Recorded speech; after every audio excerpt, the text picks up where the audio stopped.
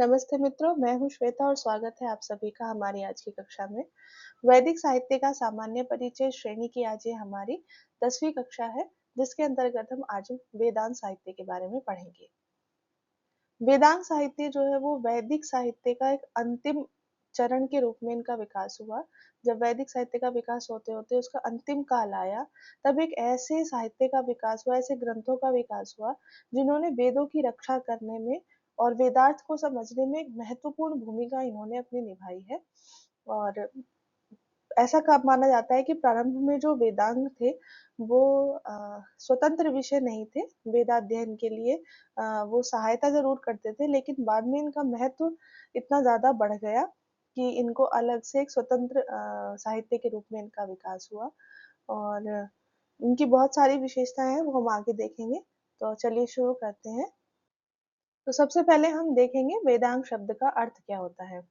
तो इसकी सीधी सी व्युत्पत्ति की जाती है वेदस्य अंगानि, अर्थात जो वेद के अंग हैं। अब यहाँ पर हम अंग शब्द को समझ लेते हैं वो क्या है। अंग्यन्ते जायन्ते अभिरिति अंगानि, अर्थात जिनके द्वारा हम ज्ञान करते हैं, हमें किसी वस्तु का बोध होता है, उसे अंग कहते हैं। अर्थात वे उपकारक तत्व जिनसे वस्तु के स्वरूप का बोध होता है।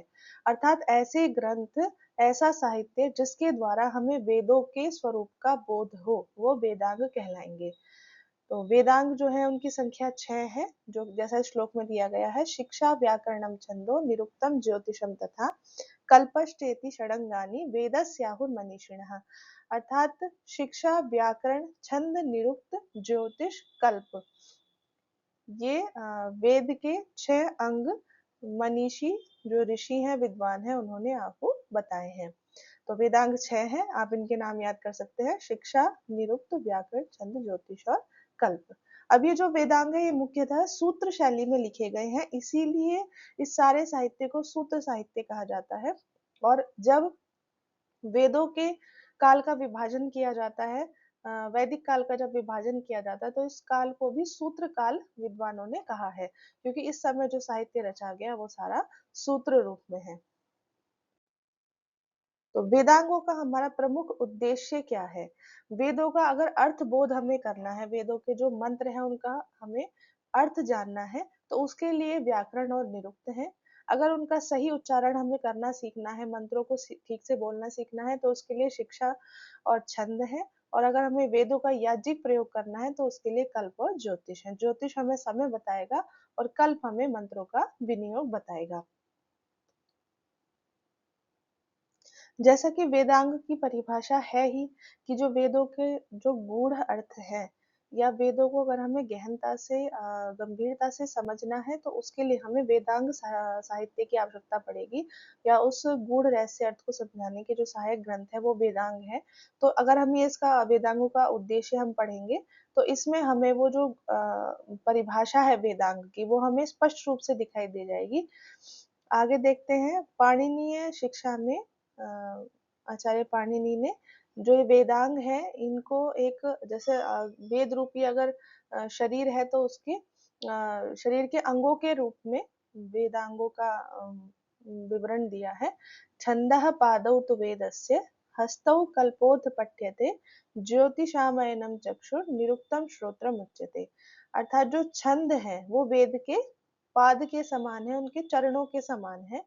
हस्तौ कल्पोत पठ्यते, और जो कल्प है वो उसके हाथ के समान है। ये हम इस तरह से देख सकते हैं। इसके जो छंद वाला है, इसके दो अर्थ निकल सकते हैं कि जो वेद के जो मंत्र हैं वो छंदों में लिखे गए हैं, या फिर हम ये कह सकते हैं कि जो जैसे मनुष्य के शरीर में जो पैर होते हैं वो उसका आधार होते हैं, वो अपने पैरों पर खड़ा होता है। तो जो वेद है उसका आधार है हमारे छंद, छंद शास्त्र। और क्योंकि जो याज्ञिक क्रियाएं हैं वो हाथों से ही की जाती हैं, यज्ञ की सारी क्रिया, इसीलिए कल्प को हस्त के रूप में इन्होंने इसका निरूपण किया है। और ज्योतिषामयनम चक्षुर निरुक्तम श्रोत्रम उच्यते, कि जो ज्योतिष शास्त्र है वो इसकी चक्षु की तरह है, और जो निरुक्त है वो श्रोत्र की तरह है। शिक्षा घ्राणम तो वेदस्य, और जो शिक्षा है वो घ्राण में नासिका के स्थान पर है। मुखम व्याकरणम स्मृतम, और जो मुख है और जो वो व्याकरण के रूप में जाना जाएगा, यानी जो व्याकरण ग्रंथ है उनको उस वेद पुरुष का मुख माना जाता है।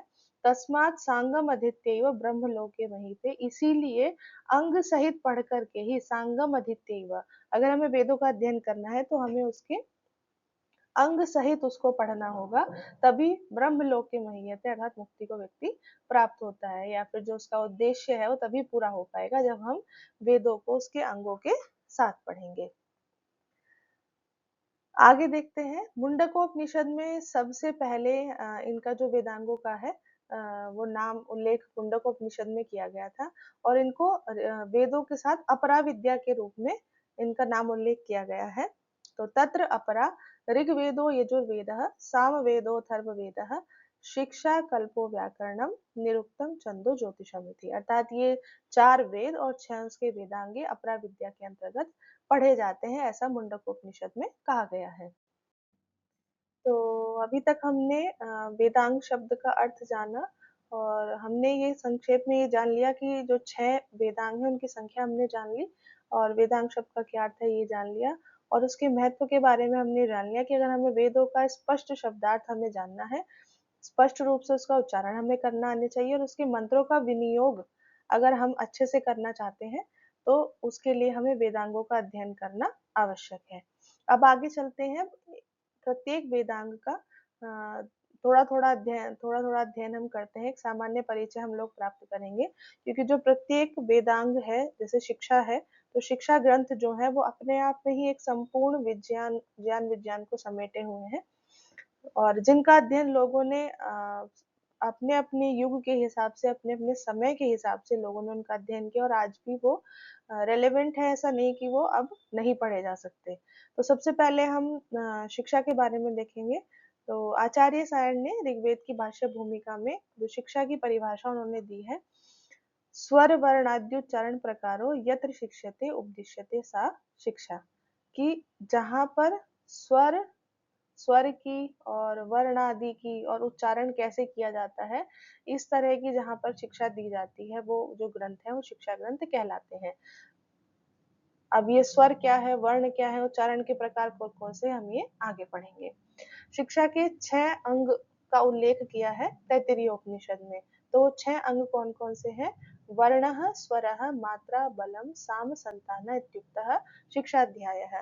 तो जो तैत्तिरीय उपनिषद है वो मुख्य रूप से अपने शिक्षा अध्याय के लिए बहुत ज्यादा प्रसिद्ध है, और इसके अंतर्गत शिक्षा के 6 अंग बताए हैं। अगर ये 6 अंग पूर्ण होंगे तभी हमारी जो शिक्षा है वो पूर्ण मानी जाएगी। तो 6 अंग है, वर्ण, कितने हमारे जो वर्णमाला जो होती है वो, स्वर, मात्रा, बल, साम और संतान, ये 6 चीजें हमें पढ़नी है। तो सबसे पहले हम देखते हैं कि वर्ण क्या है। तो पाणिनीय शिक्षा के अनुसार संस्कृत में वर्णों की संख्या 63 मानी गई है। त्रिषष्टि चतुष्षष्टि व वर्णः शंभु मते मतः, कि या तो 63 है या 64 वर्ण पाणिनीय शिक्षा में माने गए हैं। और मुख्यतः अगर हम हिंदी में पढ़े तो उसमें कुल 52 वर्ण ही होते हैं हमारे, लेकिन संस्कृत में ज्यादा है। और आगे पाणिनीय जो शिक्षा है, पाणिनीय शिक्षा जो ग्रंथ है वो सिलेबस में अलग से लगा हुआ है, तो वहां पर हम ये सारी चीजें पूरे विस्तार से पढ़ेंगे कि कौन कौन से स्वर इन्होंने दिए हैं, कौन से व्यंजन है, अनुस्वार, वह सब हम पूर्ण रूप से उसमें पढ़ेंगे। अभी हम यहाँ क्या है, सिर्फ सामान्य परिचय हम लोग प्राप्त कर रहे हैं वेदांग के अंतर्गत। आगे इसमें जो दूसरा है वो स्वर है, स्वर 3 है, उदात्त, अनुदात्त और स्वरित।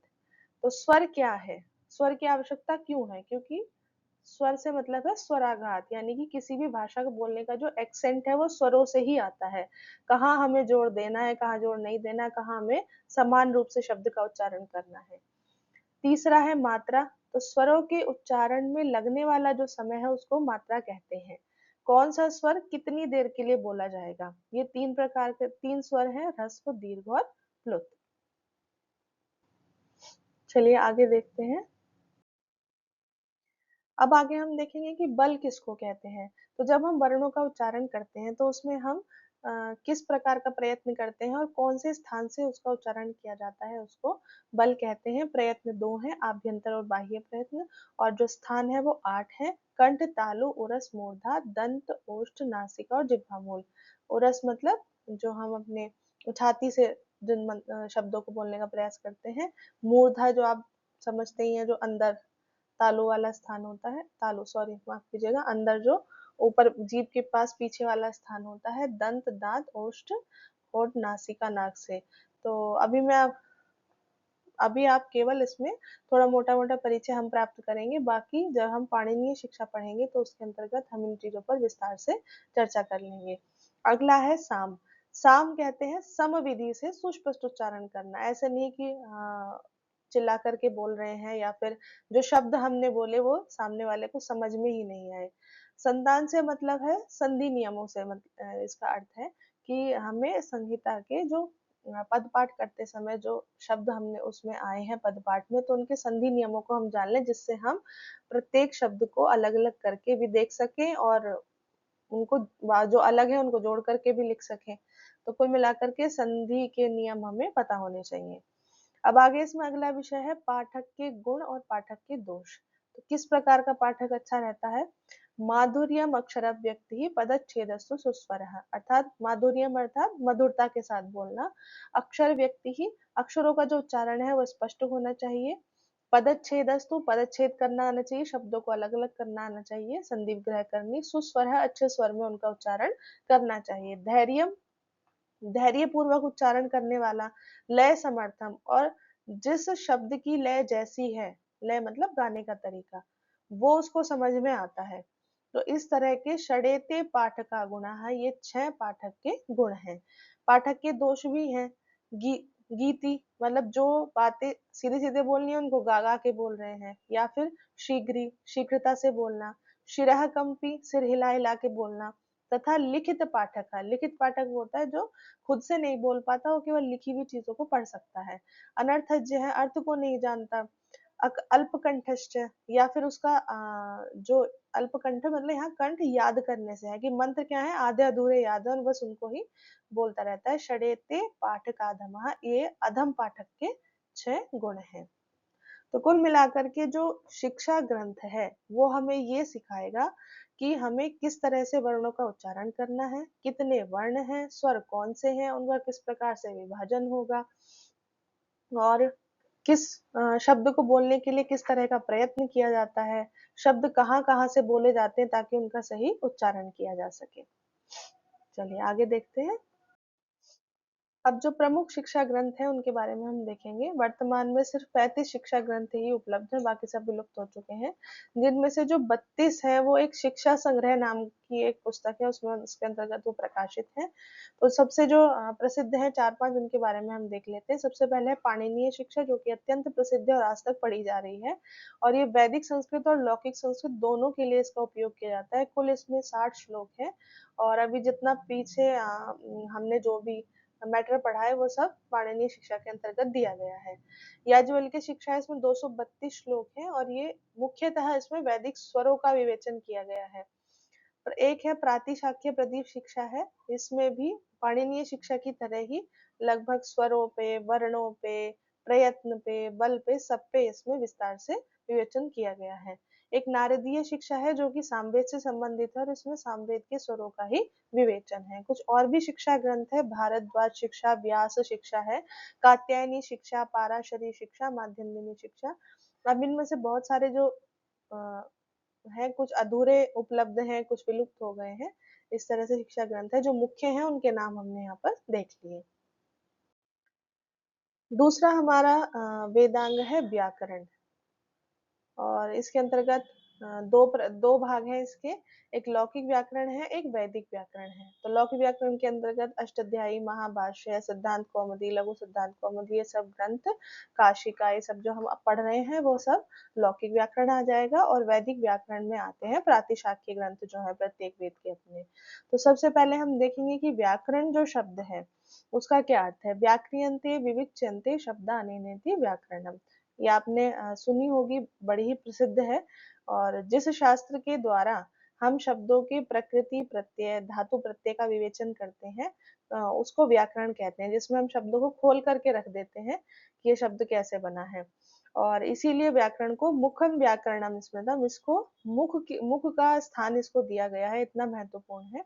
और महाभाष्य के पहले आह्निक में जो व्याकरण है उसके प्रयोजन दिए हैं, जिसमें जब हम महाभाष्य का पशु सारणिक पढ़ेंगे उसमें भी हम इनका विस्तार से अध्ययन कर लेंगे।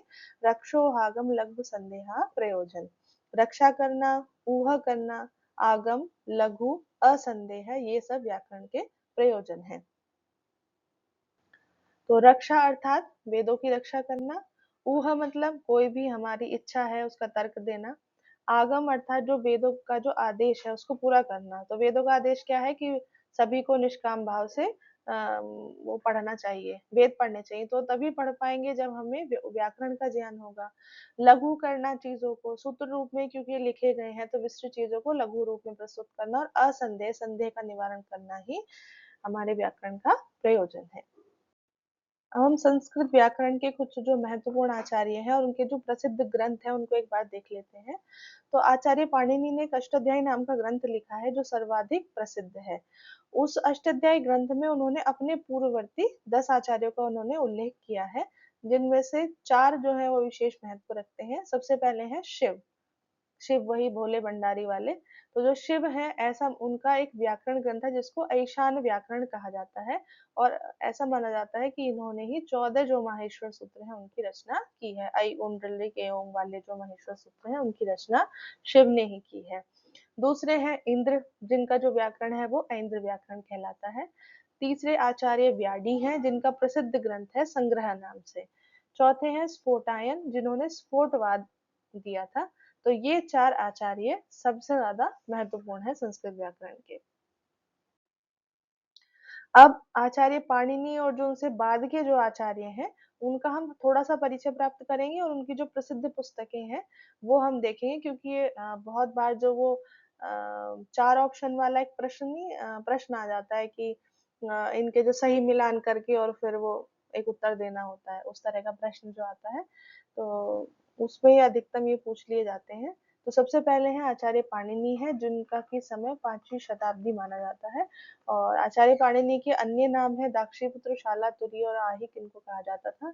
इनका सबसे विख्यात जो व्याकरण का ग्रंथ है वो अष्टाध्यायी है, जिसमें सूत्रों की संख्या 3997 मानी जाती है।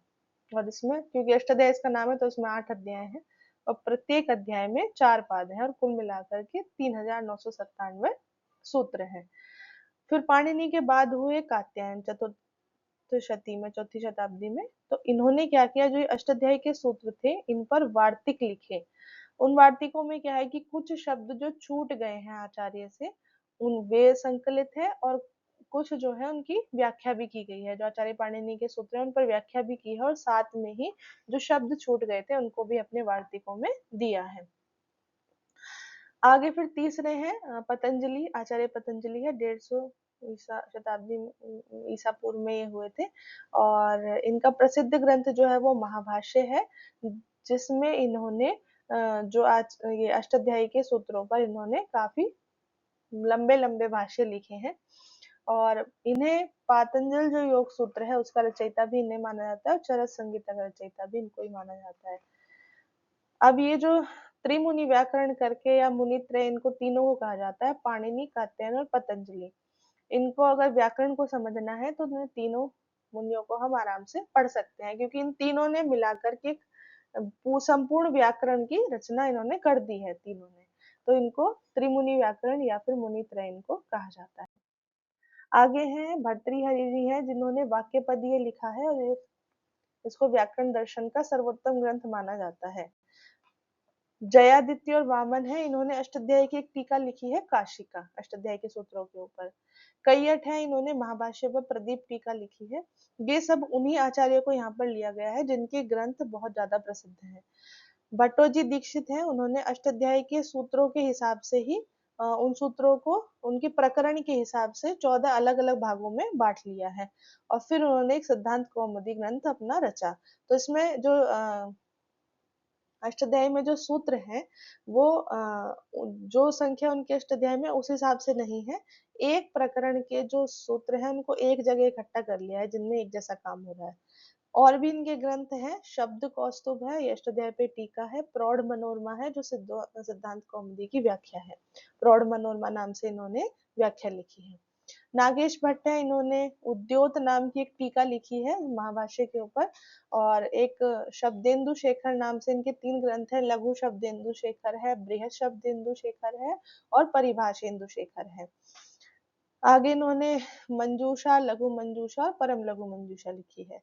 ये सारे जो भी ग्रंथ हैं वो सब अष्टाध्यायी के आसपास ही घूमते हैं, जितने भी आचार्यों ने, बाद के जो आचार्य हैं जिन्होंने व्याकरण के ग्रंथ लिखे। वरदराज हैं जिन्होंने लघु सिद्धांत कौमुदी और मध्य सिद्धांत कौमुदी लिखी है। ये याद करने लायक चीज है, कई बार हम मिक्स कर जाते हैं। जो सिद्धांत कौमुदी है वो 3 है, एक सिद्धांत कौमुदी, एक मध्य सिद्धांत कौमुदी, एक लघु सिद्धांत कौमुदी। जो लघु और मध्य है वो आचार्य वरदराज ने लिखी है, और जो सिद्धांत कौमुदी है वो भट्टोजी दीक्षित ने लिखी है। आगे मंडन मिश्र जी है जिन्होंने स्फोटवाद दिया।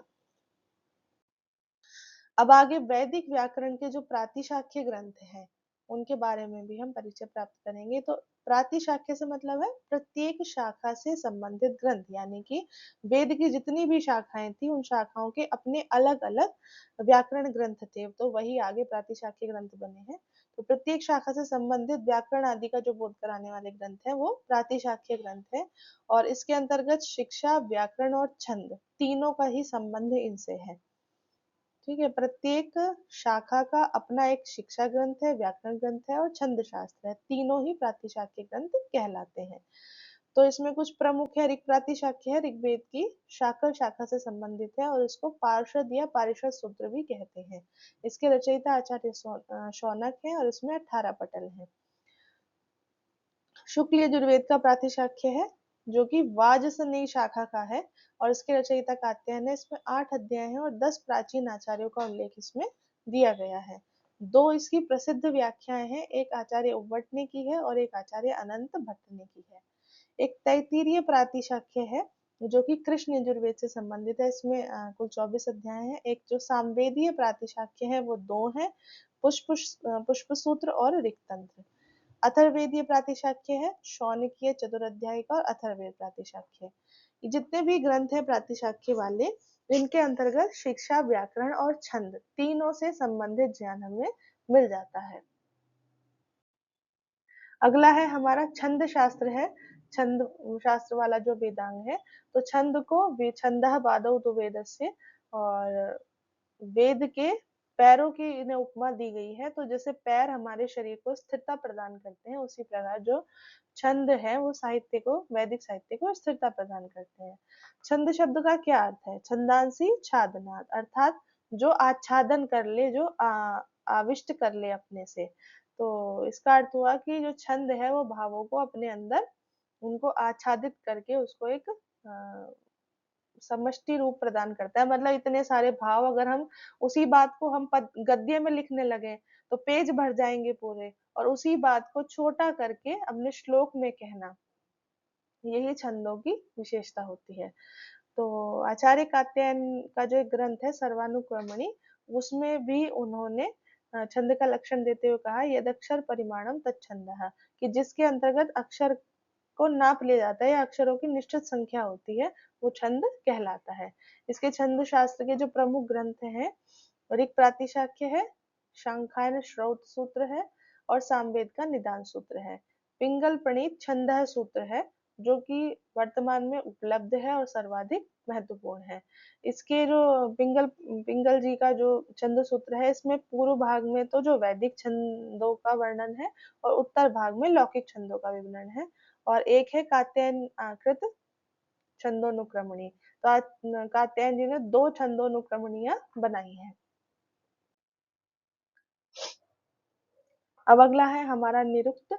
तो निरुक्त में आता है कि जब शब्दों का निर्वचन किया जाए, शब्दों का अर्थ जानने के लिए उनका निर्वचन कर दिया जाता है। उसकी सबसे पहले धातु पता की जाती है, उसका धातु का अर्थ बताओ, ठीक है, इस धातु का ये अर्थ है इसलिए इस शब्द का ये अर्थ बन सकता है। फिर उसमें कौन सा प्रत्यय लगा है, उस प्रत्यय का अर्थ क्या है, तब जाकर के शब्द का अर्थ निकलता है। तो शब्द का जब मूल स्वरूप हम जान लेंगे, ठीक है, सबसे पहले हम जानेंगे कि ये शब्द है, इस शब्द इस धातु से बना है, हमने धातु का अर्थ जाना, फिर उसमें प्रत्यय लगाया, उस प्रत्यय का अर्थ जाना, और तब उन सबको स्पष्ट करके एक पूरी निरुक्ति दी जाती है। और आचार्य यास्क का निरुक्ति एकमात्र ऐसा ग्रंथ है जो उपलब्ध है। और इसका ही हम परिचय थोड़ा सा देख लेते हैं। इसमें कुल 12 अध्याय हैं और अंत में परिशिष्ट के रूप में 2 अध्याय दिए गए हैं, तो हम इसमें कुल 14 अध्याय मान लेते हैं आचार्य यास्क के निरुक्ति में। तो सबसे पहले जो ये निरुक्त है, ये एक निघंटु नाम का एक ग्रंथ है, जिसके अंतर्गत वेदों के जो कठिन शब्द है उनको इकट्ठा करके लिख दिया गया है। तो फिर आचार्य यास्क ने क्या किया, उस निघंटु को लेकर के उस पर उसके जो शब्द हैं उनकी व्याख्याएं करी। तो जो सबसे पहला अध्याय है उसमें निघंटु दिया गया है, और पद विभाग सबसे पहले आचार्य यास्क ने ही पद विभाग किया था कि 4 प्रकार के नाम, आख्यात, उपसर्ग, निपात, इस तरह 4 प्रकार के पद होते हैं। और जो 6 भाव विकार आदि सब पहले अध्याय में दिए गए हैं। इसे कुल मिला के हम निघंटु की भूमिका इसको हम मान सकते हैं। दूसरा और तीसरा अध्याय जो है उसको नैघंटुक कांड कहते हैं, और इसके अंतर्गत जो कठिन शब्द है उनकी व्याख्या की गई है। अध्याय 4 और 6 है इसको नैगम कांड कहते हैं, या एकपदिक कांड भी इसको कहते हैं। अब दूसरा जो नैघंटुक कांड है उससे इसमें ये फर्क है कि इसमें जो वेदों के जो कठिन शब्द हैं उसकी व्याख्या नैगम कांड के अंतर्गत की गई है।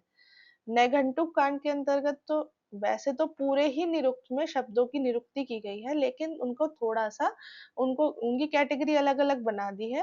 तो जब नैघंटुक कांड शुरू हुआ तो उसमें शुरू से ही निघंटु में जो शब्द दिए गए थे उनका निर्वचन करते चले गए, और निर्वचन किया है, और साथ ही जो वेदों में मंत्र आए हैं जहां वो शब्द प्रयोग हुए हैं उनका उदाहरण भी उसमें देते गए हैं। तो मंत्रों को उदाहरण के रूप में भी उसमें प्रयोग किया गया है। और नैगम कांड में क्या हुआ है कि जो सिर्फ वेद के जो संबंधित मंत्र हैं, मतलब संबंधित मंत्रों में जो वेद के जो कठिन शब्द आए हैं उनका निर्वचन है। और अध्याय 7 से 12 जो कि दैवत कांड है उसमें जो देवतावाचक जो शब्द हैं उनका निर्वचन किया गया है। 13 और 14 में निर्वचन की प्रक्रिया क्या है, कैसे निर्वचन किया जाता है, सृष्टि की उत्पत्ति आदि जो दार्शनिक विषय उनका विवेचन किया गया है। अब क्या है कि यास का जो निरुक्त, अभी जैसे मैंने आपको बताया कि वो मुख्यतः निघंटु की ही व्याख्या है। और निघंटु क्या है, इसको हम एक वैदिक शब्दकोश भी हम इसे कह दे सकते हैं। वैदिक शब्दों का एक पूरा अपना एक संकलन है। निघंटु में कुल 5 अध्याय है और 1768 शब्द इसमें है। 1768 शब्द इसके अंतर्गत है, और इसमें 3 कांड है, नैघंटुक कांड, नैगम कांड और दैवत कांड। ठीक है, ये निघंटु की बात हो रही है। निघंटु में 3 कांड है और उन्हीं की व्याख्या जो है वो आचार्य यास्क ने निरुक्त में की है। आचार्य यास्क ने अपने इस ग्रंथ में अपनी कुछ पूर्ववर्ती जो निरुक्तकार रहे हैं आचार्य, उनका भी इन्होंने उल्लेख किया है। 12 आचार्यों का इन्होंने उल्लेख किया है। अब 12 का तो इन्होंने उल्लेख कर दिया, और जो दुर्गाचार्य हैं उन्होंने बताया है कि निरुक्तम चतुर्दश प्रभेदम, अर्थात निरुक्त जो है वो 14 प्रकार का है। यानी कि 14 आचार्य दुर्गाचार्य ने बताए हैं, और 12 आचार्यों का उल्लेख आचार्य यास्क ने उनमें से कर दिया है। अब कुछ निरुक्त की प्रमुख 3 टीकाएं हैं जो प्रसिद्ध हैं, जिनको याद कर लेना चाहिए। तो सबसे पहली है दुर्गाचार्य की ऋज्वर्थ वृत्ति, और एक स्कंद महेश्वर आचार्य हैं उनकी है जो लाहौर से प्रकाशित है। और एक आचार्य वर रुचि की है निरुक्त निचय नाम की। इसमें 100 श्लोक दिए हैं, उसमें निरुक्त के सिद्धांतों की व्याख्या की गई है निरुक्त निचय में। तो ये बहुत सारी जो जानकारी है वो याद करने लायक है, और इन सबको आप स्मरण कर लीजिए। इसमें समझाने का या ऐसे जो भी विशेष आप जानना चाहेंगे वो हम निरुक्त भी हमारे सिलेबस में लगा हुआ है, तो जब हम निरुक्त पढ़ेंगे तो उसकी पूरी हम विस्तार से हम चर्चा कर लेंगे। यहाँ पर सिर्फ हमें सामान्य परिचय चाहिए कि जो प्रश्न बनते हैं वो हम याद कर लें इसमें से। बाकी विस्तार से चर्चा हम आगे करेंगे। चलिए आगे देखते हैं। निरुक्त के अंतर्गत जो प्रतिपाद्य विषय है उसको एक ही श्लोक के अंतर्गत कह दिया है। वर्णागमो वर्ण विपर्ययश्च वौ चापरो वर्ण विकारनाशो धातोस्तदर्थातिशय नियोगस तदुच्यते पंचविधम निरुक्तम। अर्थात निरुक्त 5 प्रकार का है। वर्ण का आगम, वर्ण का विपर्यय, वर्ण का विकार और वर्ण का नाश, और धातु का उसके अर्थ से संयोग। ये 5 प्रकार से निरुक्त में चीजें की जाती हैं। और जो निरुक्त है उसको व्युत्पत्ति शास्त्र का पहला ही ग्रंथ माना जाता है। व्युत्पत्ति शास्त्र आप समझ ही गए होंगे, किसी भी शब्द को खोल करके उसकी व्युत्पत्ति बताना। और इसके अंतर्गत जो वैदिक जो मंत्र है उनकी निर्वचन पूर्वक अगर हम व्याख्या करेंगे तो वो सटीक व्याख्या निकल के आएंगी। जब हम किसी शब्द को लेकर के उसका धातु और उसका अर्थ जान जाएंगे तो फिर शब्दों का हम सही अर्थ निकाल पाएंगे, तब मंत्रों की जो सटीक व्याख्या होने की संभावना ज्यादा रहती है। और मैंने आपको पहले बताया था, सबसे पहले पद विभाजन जो है वो निरुक्त में ही किया गया है। चत्वारि पद जातानि नाम आख्यातोपसर्ग निपाताश्च। अब अगला है हमारा ज्योतिष वेदांग। तो ज्योतिष का अर्थ है ज्योतिर्विज्ञान, ठीक है। तो सूर्य, चंद्रमा, ग्रह, नक्षत्र आदि जितने भी आकाश ये पदार्थ हैं वो सब क्या है, ज्योतिर्मय पदार्थ हैं।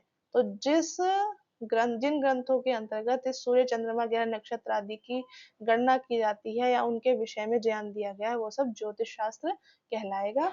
और इसका एक ही महत्वपूर्ण ग्रंथ है आचार्य लगध का, जिन्होंने की ज्योतिष ग्रंथ का ज्योतिषामय नाम अर्थात नक्षत्रों आदि की गति का विवेचन करने वाला शास्त्र शास्त्र कहा है इसको।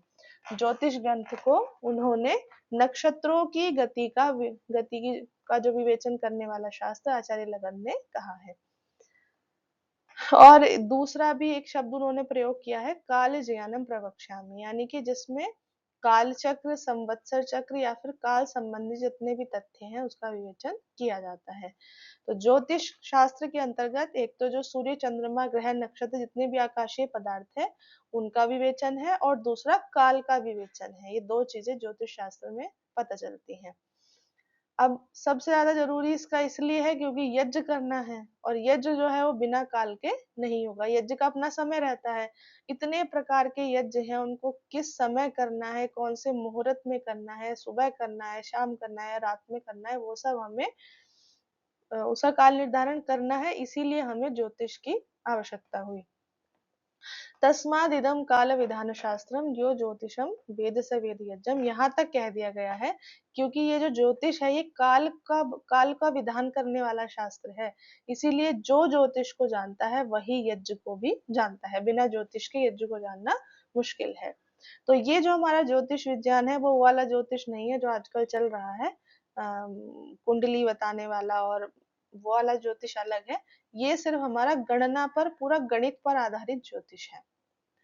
और इसका जो महत्व है वो बताने के लिए एक श्लोक भी है कि यथा शिखा मयूराणाम नागा नाम मणयो यथा, कि जैसे जो मोर होते हैं उनमें उनकी शिखा होती है, और जैसे जो नाग होते हैं उनके अंदर मणि होती है। तो जैसा महत्व उनका है वैसा ही जितने भी वेदांग शास्त्र हैं उन सब में जो ये गणित है, जो ज्योतिष शास्त्र है, वो सब उनके मूर्धा पर स्थित है। यानी कि सर्वाधिक जो महत्व है वो ज्योतिष वेदांग का ही है। जिस प्रकार मयूरों में जो शिखाएं उनके सिर पर रखी रहती है ना, और नागों की जो मणियां है वो भी उनके सिर पर रखी हुई है, इसी प्रकार सबसे ज्यादा महत्व हमारे इस गणित का, इस ज्योतिष शास्त्र का है। तो सबसे इसमें महत्वपूर्ण और उपलब्ध और प्राचीन ग्रंथ जो है वो आचार्य लगध का वेदांग ज्योतिष है। और एक ही ये ग्रंथ मतलब उपलब्ध होता है। इसके दो भाग हैं, आर्च ज्योतिष और याजुष ज्योतिष। आर्च ज्योतिष जो है आप नाम से समझ गए होंगे ऋग्वेद से संबंधित है, और जो याजुष ज्योतिष है वो यजुर्वेद से संबंधित है। एक में 36 श्लोक है, एक में 43 श्लोक है। इसमें 27 नक्षत्रों, 12 राशियों, और जो दिन है के जो क्षण है, और जो देवता के युग कौन से होते हैं, उस तरह की मतलब सारी गणना समय की इसके अंतर्गत की गई है। सारी गणनाएं जो है वो नक्षत्रों पर और सूर्य, चंद्रमा की गति पर आधारित है। जैसे उत्तरायण, दक्षिणायन सबकी गणना इसके अंतर्गत की गई है। आगे हमारे जो कल्प सूत्र हैं, तो कल्प सूत्रों को आप बिल्कुल ब्राह्मण ग्रंथ ही समझ लीजिए। बस कल्प सूत्रों में ब्राह्मण ग्रंथों में इतना फर्क है कि जो ब्राह्मण ग्रंथों के अंतर्गत यज्ञों की जो विधियां हैं या जो मंत्रों का जो विनियोग है वो बहुत ही विस्तार में है। लेकिन कल्प सूत्रों के अंतर्गत उस जो विस्तृत ज्ञान था उसको समेट करके व्यवस्थित किया गया और उसको सूत्र रूप में दिया गया है। तो जिन ग्रंथों में यज्ञ की विधियों का समर्थन किया जाता है या प्रतिपादन किया जाता है उनको कल्प कहते हैं।